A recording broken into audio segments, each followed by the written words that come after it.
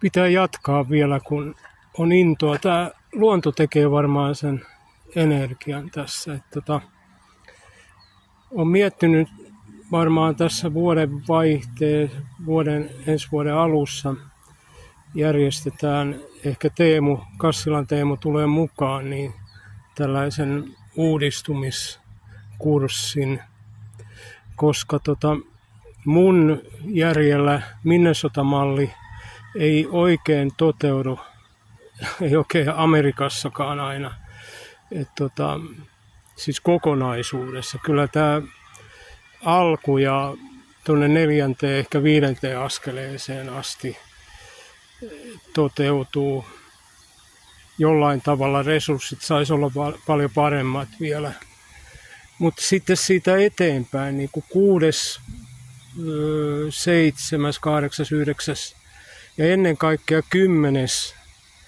ja 11. askel. Ne on tavallaan sellaisia uudistumisen askeleita, johon tarvitaan kurssi mun mielestäni. Ja mieluiten aivan säännöllinen. Koska 10. askel on tietyllä tavalla henkisin askel mun mielestä, koska se mittaa sen henkisen tason just nyt. Sä et voi niinku vetäytyä menneisyyteen tai tulevaisuuden haaveisiin, vaan nyt, kun olimme väärässä, myönsimme sen heti. Niin se on 10. askel on sillä tavalla kaikkein haastavin, ja se on sääli, että siitä niin puhutaan vähän.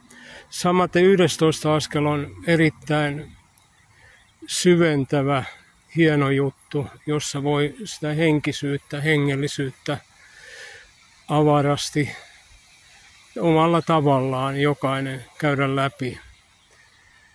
Eli tällaisia kursseja. Sitten varmaan näitä toipumiskeskeisiä menetelmiä, mitä nyt on kymmenittäin mäkin olen tässä kehitellyt, niin voi ottaa siihen kurssiin mukaan sopivasti.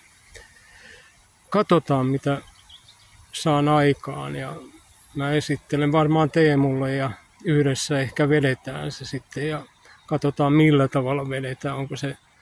Onko siinä on varmasti liveä ja nettiä ja ehkä jotain muuta. No ei oikeastaan muuta, mutta nämä 2 ainakin siinä. Mutta katsotaan.